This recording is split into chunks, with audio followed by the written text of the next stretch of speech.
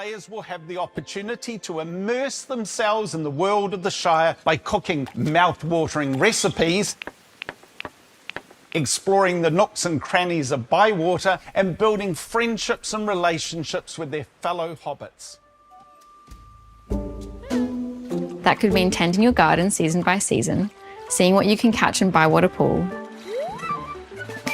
rolling hills and farms and flowers and just nature. Tolkien was inspired by the countrysides of his home in Great Britain and comfort and food and friends. The core of our game centres on building community and fellowship. You spend your time in the village of Bywater, helping to lift the community up and sharing home-cooked meals with other hobbits.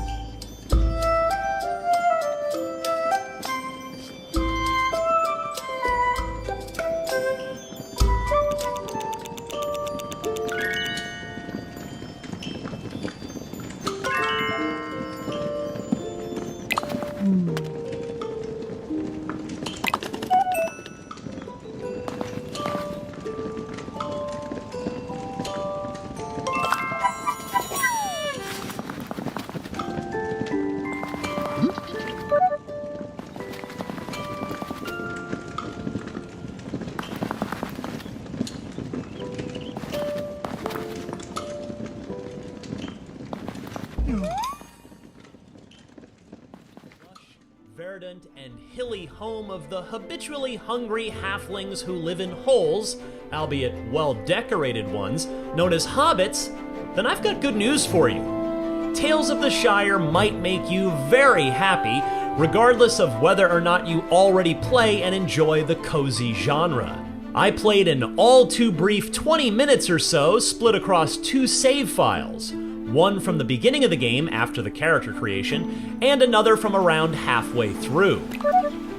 My takeaway after that time was exactly what I was hoping for heading into the hands-on. That Tales of the Shire is shaping up to be a relaxing, no pressure, no drama escape into the Hobbit hillside, where your biggest worry is getting a new recipe just right so you can make a new friend in town.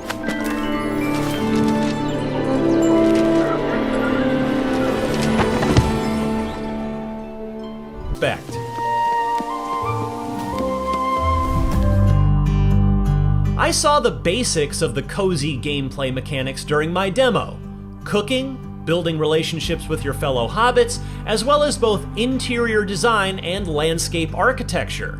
The latter two are the most simple, mechanically speaking, but also allow you to most customize your hobbit home. Outside, I picked up a watering can from the garden, refilled it in the adjacent stream, which, by the way, you can also fish out of in other locations like off of a bridge, and then set about watering the plentiful amount of vegetables in my garden. This, I should add, was the mid-game save that already had a rather impressive garden planted and thriving. From there, you can, if you choose, rearrange the placement of your plant beds however you see fit. So if you want to have a nice, unspoiled lawn on one side of your hobbit hole and cram all of your plants into a dense garden on the other, go for it.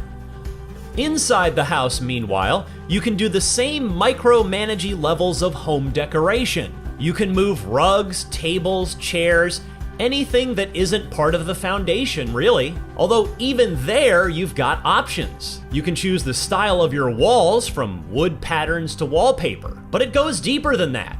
You can even rearrange individual pieces of fruit on tables and individual books on your bookshelf. As for cooking, that's where the most gameplay I saw factored in. Hobbits love to eat, of course, so the best way to make new friends and improve your relationships with hobbits you already know is to cook a meal for them. That first involves getting new recipes. After you've received an invitation in the mail for the meal, that is, effectively it's how you get quests, then gathering all of the correct ingredients, and finally bringing everything together in the kitchen. You can choose how chunky or smooth you cut some things by pressing A certain number of times. A more complicated cooking moment I experienced involved adding just the right amount of salt in order to spice up the recipe just right, indicated by a plotted point on a small chart in the corner of the interface.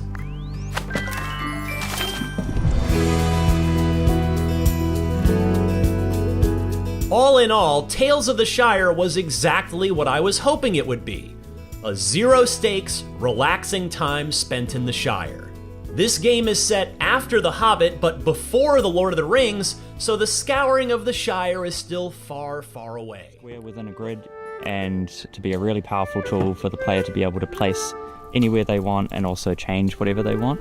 If you want to, you can cover your wall with shelves and pictures and all of that, and you can put individual items on every shelf, big items, small items. There is no limit to the kind of stuff you can have in your house, which allows the player to kind of engage in a cluttercore experience. One of the issues that we faced really early on was how we would actually get the camera in there for the players to be able to have a good viewpoint into the Hobbit hole.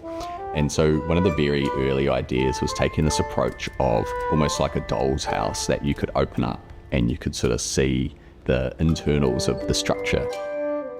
The camera system is very dynamic and adapts to all sorts of different sort of situations.